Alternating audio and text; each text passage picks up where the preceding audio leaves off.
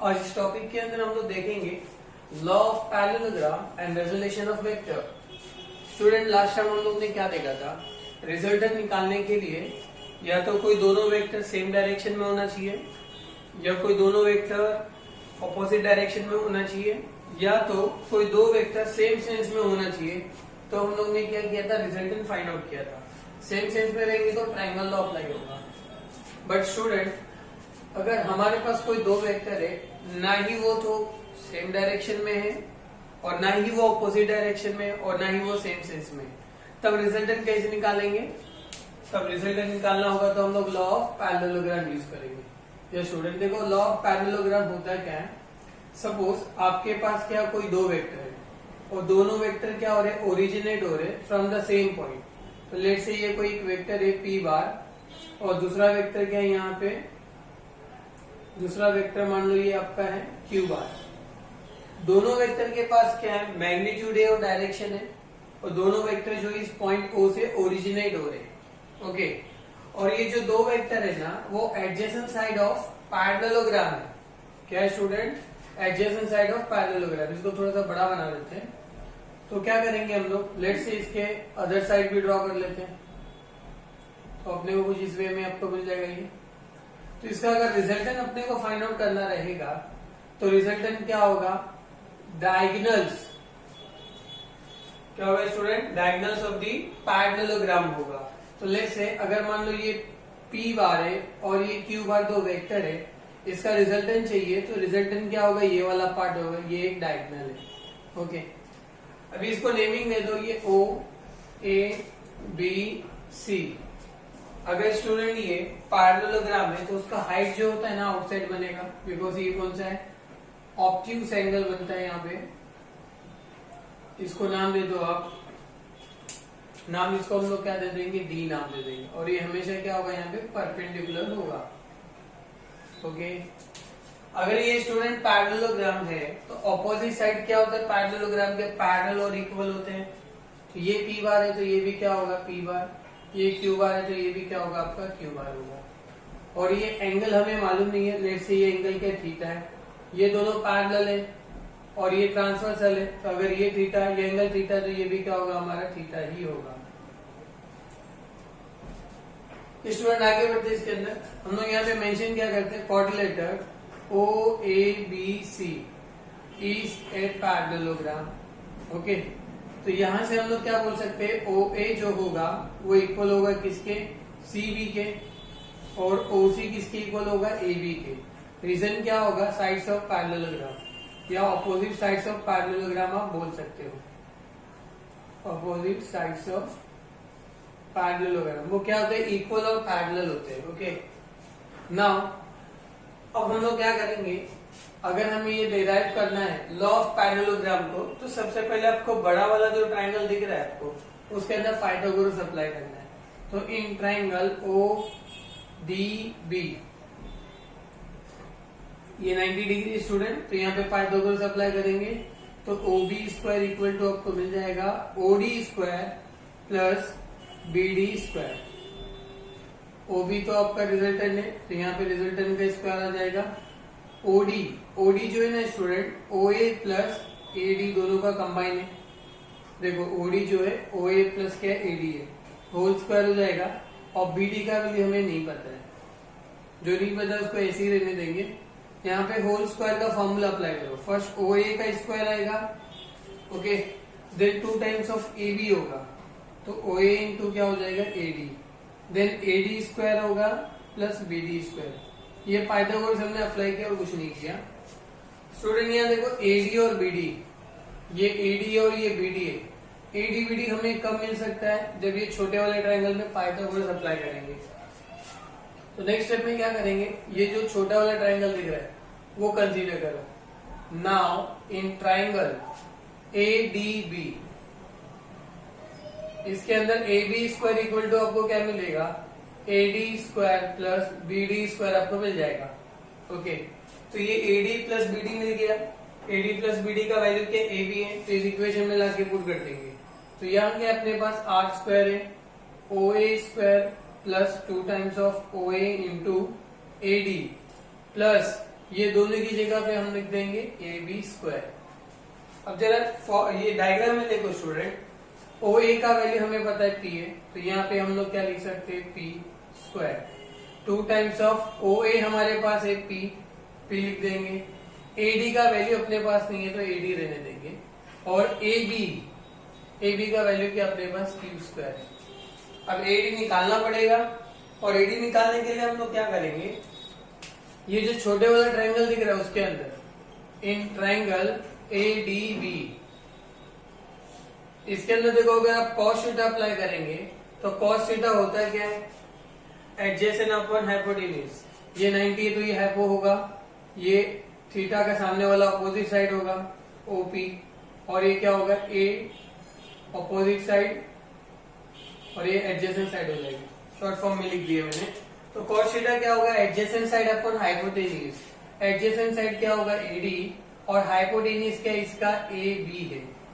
यहाँ से AD separate करेंगे आप तो क्या मिलेगा, ए बी कॉस थीटा से जाके मल्टीप्लाई करेगा तो ए बी कॉस थीटा आपको मिल जाएगा। और ए बी का जो वैल्यू है स्टूडेंट वो क्या क्यू है, तो क्यू कॉस थीटा मिल गया। इसी वजह से हम लोग क्या कर लेंगे, बीडी हमें नहीं पता है, बीडी भी निकाल लेते हैं, आगे काम आएगा। साइन थीटा इक्वल टू क्या होगा, ऑपोजिट साइड क्या इसका बीडी है, अपॉन क्या होगा हाइपोटेन्यूज क्या इसका ए बी। यहाँ से बीडी सेपरेट करेंगे तो हमें वापस से क्या मिल जाएगा, ए बी साइन थीटा मिल जाएगा, राइट। ए बी का वैल्यू क्या है स्टूडेंट, हमारे पास क्यू है, तो BD is equal to A B का वैल्यू क्या आ जाएगा, क्यू साइन थीटा। स्टूडेंट ये दोनों निकाल लिए क्योंकि आगे जाकर के हमें यूज करना है। तो यहाँ पे पुट कर देते हैं हम लोग, R square is equal to P square plus 2, ये पी है, एडी का वैल्यू कितना मिला अपने को क्यू कॉस थीटा, और प्लस में क्या मिला Q square. Taking square root करेंगे तो यहाँ से अपने को क्या मिलेगा, P square plus 2p Q cos theta, plus में क्या मिल जाएगा क्यू स्क्वायर। और ये जो इक्वेशन मिला है, ये इक्वेशन क्या है, this is the equation for resultant, किसके लिए स्टूडेंट, रिजल्टेंट के लिए। तो देखिए हम लोग ने यहाँ पे रिजल्टेंट की बात की थी, तो रिजल्टेंट अब देखो क्या मिल गया, under root P square plus 2p की cos theta plus Q square मिल गया। स्टूडेंट अगर यहाँ पे अपने को फाइंड आउट करना है फेज एंगल, इसको एंगल डिफरेंस देते हैं, इसको थीटा दे रहे हैं हम लोग, इसको क्या दे रहे हैं अल्फा। इनिशियली जो बोला था वो गलत होगा, ये क्या होगा अल्फा होगा। तो यहाँ पे अगर आप अप्लाई करते हो tan theta in triangle ODB के अंदर, अगर यहाँ पे tan अल्फा आप अप्लाई करेंगे तो tan अल्फा क्या मिलेगा, ऑपोजिट अपॉन एडजेसेंट। ऑपोजिट क्या होगा इसका, ये स्टूडेंट BD होगा, और एडजेसेंट क्या होगा इसका OD, ये BD रहेगा। OD का वैल्यू क्या, OA plus AD, OA plus AD, तो यहाँ पे लिख देंगे OA प्लस AD। स्टूडेंट देखो यहाँ पे tan alpha equal to BD का वैल्यू हमारे पास है जो हम लोग ने सेपरेट करके लिखा था Q साइन थीटा, और OA का वैल्यू कितना अपने पास P है, और प्लस AD का वैल्यू हमारे पास है Q cos थीटा। तो यहाँ से इसका ये क्या मिल जाएगा, फेज मिल जाएगा। This is for what, phase. तो वेरी फर्स्ट हम लोग ने क्या देखा, इसका रिजल्टेंट देख लिया ना, वहां पे क्या देखा, इसका फेज देखा। स्टूडेंट इसके भी ना केसेस होते हैं, केसेस क्या होंगे रिजल्टेंट के अंदर। तो सबसे पहला अगर केस 1 की हम लोग बात करेंगे, केस 1 में क्या, अगर थीटा की जगह हम लोग अगर वैल्यू अलग अलग लेते हैं तो इसके अंदर चेंजेस क्या आएगा आपके रिजल्टेंट में। जैसे ये एंगल हम लोग ने लिया ना, एंगल कौन सा ले रहे हैं, इन केस अगर हम लोग थीटा इक्वल टू 0 लेते हैं तो cos 0 का जो वैल्यू होता है वो 1 होता है स्टूडेंट। अगर यहाँ पे 0 की जगह पे आपने 1 पुट कर दिया तो आपको क्या मिलेगा, स्क्वायर रूट में p square plus 2pq plus q square, और ये a प्लस b का होल स्क्वायर का फॉर्मूला मिल रहा होगा आपको। जो स्क्वायर रूट हट जाएगा तो रिजल्टेंट आपको क्या मिलेगा, p प्लस क्यू। जब आपका थीटा इक्वल टू 0 होगा तो रिजल्टेंट क्या हो जाएगा, p प्लस क्यू। और नाउ केस 2 देखो, अगर आपका थीटा इज इक्वल टू 180 में लेता हूं तो cos 180 का जो वैल्यू होता है वो -1 होता है। तो रिजल्टेंट में क्या चेंजेस आएगा, p square minus 2pq plus Q square. और ये जो फॉर्मूला है p माइनस क्यू का होल स्क्वायर का स्क्वायर रूट कैंसिल होके आपको क्या मिलेगा p माइनस क्यू। अगर थीटा 180 लेते हैं तो अपने को रिजल्टेंट कितना मिलेगा p minus Q. In case student अगर मैं थीटा इज इक्वल टू 90 लेता हूँ, केस 3 में बना रहा हूँ, theta is equal to 90 degree, तो रिजल्टेंट क्या मिलेगा, cos 90 का जो वैल्यू होता है वो 0 होता है, तो r इज इक्वल टू क्या मिलेगा, स्क्वायर रूट के अंदर p स्क्वायर। अगर ये यहाँ पे मैंने 0 पुट कर दिया स्टूडेंट थीटा की जगह पे, cos थीटा की जगह पे 0, तो ये पूरा टर्म क्या हो जाएगा, 0 हो जाएगा। अब पूरा टर्म 0 हो गया तो बचा क्या अपने पास q स्क्वायर। तो ये फाइनल एक्सप्रेशन आपको किसके लिए मिल जाएगा, केस 3 के लिए, थीटा इज इक्वल टू 90। अब क्वेश्चन आता है सर इसको डिफाइन कैसे करेंगे। Law of parallelogram sometime define करने को भी बोलता है। तो आपको क्या बताना है, अगर कोई दो वेक्टर है जिनके पास मैग्नीट्यूड और डायरेक्शन है, दोनों सेम पॉइंट से क्या हो रहे, ओरिजिनेट हो रहे, और दोनों के दोनों क्या है, एडजेसेंट साइड ऑफ पैरेललोग्राम है, देन उनका रिजल्टेंट क्या होगा, डायगोनल्स ऑफ दी पैरेललोग्राम्स होगा जिसके पास मैग्नीट्यूड और डायरेक्शन होगा। तो कैसे डिफाइन करेंगे student, if two vector having magnitude and direction and both are originating from the same point and are adjacent side of the parallelogram, then resultant will be diagonals of the parallelogram having magnitude and direction both। Clear हो गया student ये। तो ये था law of parallelogram. तो next topic हम लोग देखेंगे क्या है, रेजोल्यूशन ऑफ वेक्टर। सबसे पहले तो इसको आगे बढ़ने से पहले रेजोल्यूशन ऑफ वेक्टर होता क्या है। मान लो ऐसा कोई प्रोसेस जिसके अंदर किसी कंपोनेंट को ना, कोई वेक्टर को उसके कंपोनेंट में क्या कर रहे हैं हम लोग, स्प्लिट कर रहे हैं। ऐसा कोई प्रोसेस जिसके अंदर कोई वेक्टर है या कोई चीज है, उसको क्या कर रहे हैं, उसके कंपोनेंट के अंदर स्प्लिट कर देते हैं, तो उसको हम लोग क्या बोलते हैं, रेजोल्यूशन ऑफ वेक्टर। तो इसका डेफिनेशन क्या बनता है, देखो, the process of splitting the vector